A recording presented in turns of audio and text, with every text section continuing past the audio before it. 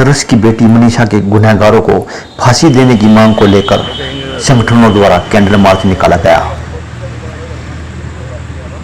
ये यूपी के अंदर मनीषा नाम की बच्ची की जो दरिंदों ने रेप करके जो हत्या की, उसके विरोध में हम कर रहे हैं। हम ये मांग कर रहे हैं अगो दरिंदे जो भी हैं उनको कानून के अनुसार सख्त से सख्त सज़ा दी जानी चाहिए, ताकि भविष्य में किसी की बहन बेटी की तरफ कोई आंख उठा करके ना देख सके। आज़ाद हिंदुस्तान में पहली बार हुआ है जो अंग्रेज़ों के टाइम में शहीद भगत सिंह को डेट से पहले फांसी दी गई थी और उसके पार्थिव शरीर को भी परिवारों को न दे करके अंग्रेज़ों ने खुद उसका दाह संस्कार किया था। ऐसा ये यूपी सरकार के अंदर मनीषा के परिवार को भी ये डेड बॉडी नहीं दी गई। पुलिस प्रशासन ने वहाँ जो अपने हिसाब से उसका दाह संस्कार किया गया, जो एक जघन्य अपराध है। मृत्यु के बाद भी परिवार को उससे मिलने नहीं दिया गया। हम ये मांग करते हैं आज कैंडल मार्च के हिसाब से, इस प्रदर्शन के हिसाब से आगे उसके दोषियों को और यूपी का जो जिला प्रशासन और पुलिस प्रशासन है हाथरस का, उसके खिलाफ भी नियमानुसार सख्त कार्रवाई की जाए, ताकि ये घटना पुण्य ना हो।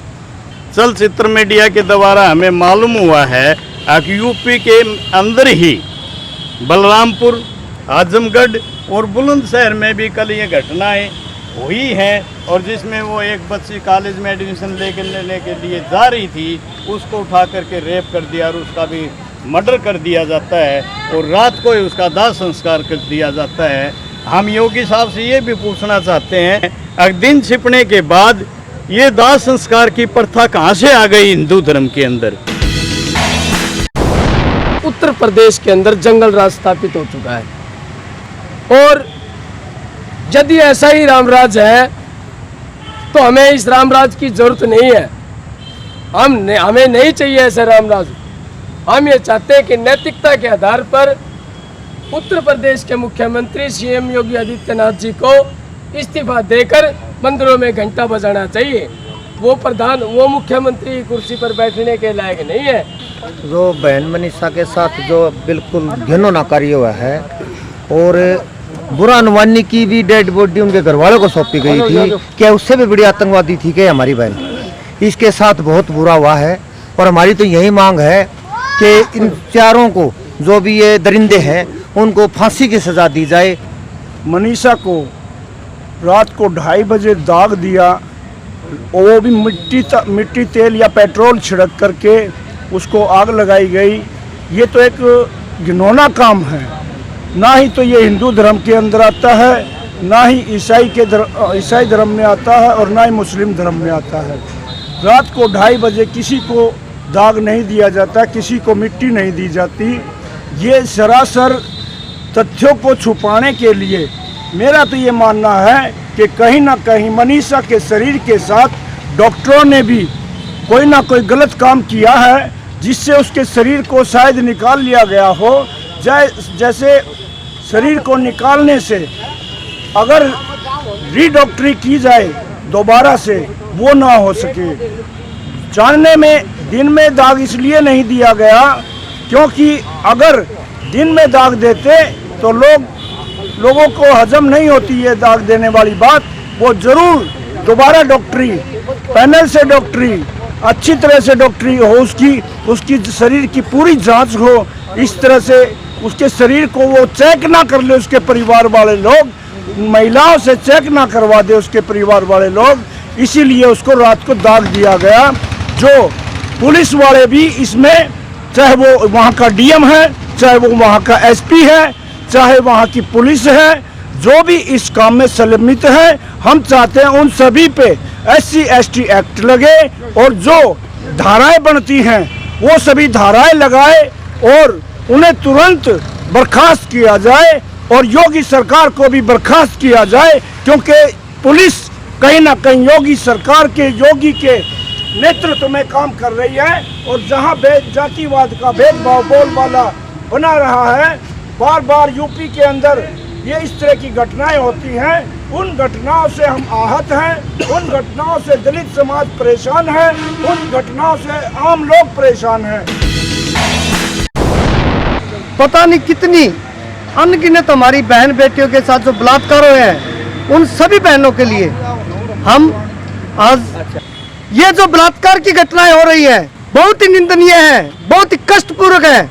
यूपी के अंदर ये गुंडाराज, ये आतंकवाद, इसको बंद करो और जितनी भी हमारी बहन बेटियों के साथ जो अन्याय हुआ है, मनीषा के बाद अभी 3 घटनाएं और हो गई है, उन सभी को न्याय दो।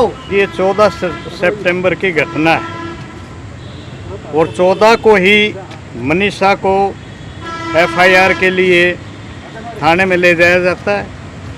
न तो एफआईआर दर्ज करता है वहाँ का पुलिस प्रशासन और ना ही रेप की मेडिकल जांच कराता है। जो 23 सितंबर को मेडिकल जांच हुई है, हम इसलिए कह रहे हैं योगी जी जो चीफ मिनिस्टर है यूपी के, उनके इशारे पे ये काम हो रहा है। नहीं तो आज तक का ये इतिहास है, रेप की घटना का फौरी तौर पे मेडिकल होता है और ये मेडिकल 1 हफ्ते के बाद होता है, 9 दिन बाद होता है।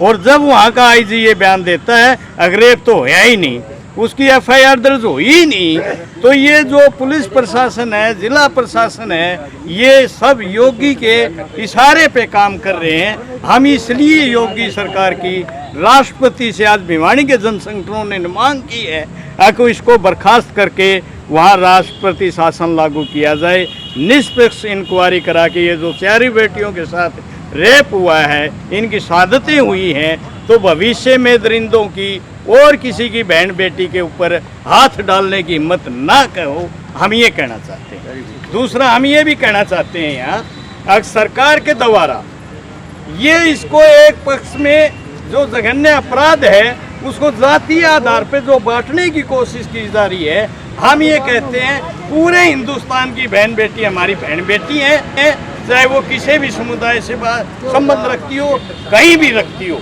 यह कैंडल मार्च नेहरू पार्क से होता हुआ हांसी गेट पर पहुंचा। मोदी और योगी सरकार पर अपना रोष प्रकट करते हुए इन संगठनों ने यूपी सरकार को बर्खास्त करने की मांग की। फांसी दो, फांसी दो, फांसी दो, फांसी दो, फांसी दो, फांसी दो। मोदी सरकार होश में आओ, होश में आओ, होश में आओ। 5 मिनट होश में आओ, होश में आओ। नरेंद्र मोदी मुर्दाबाद, मुर्दाबाद, मुर्दाबाद। नरेंद्र मोदी मुर्दाबाद, मुर्दाबाद, मुर्दाबाद।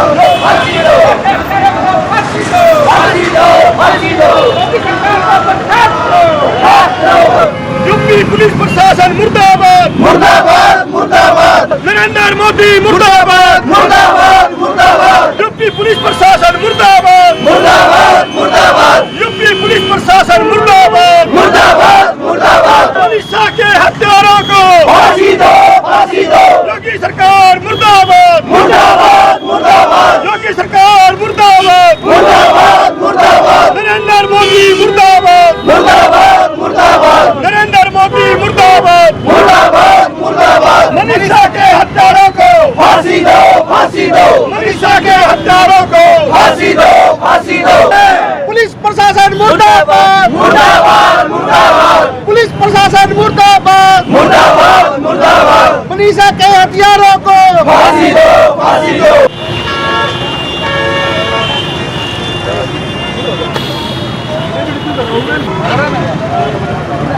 अलग अलग करते जाओ, कच्चे कर दिए, लगेंगे।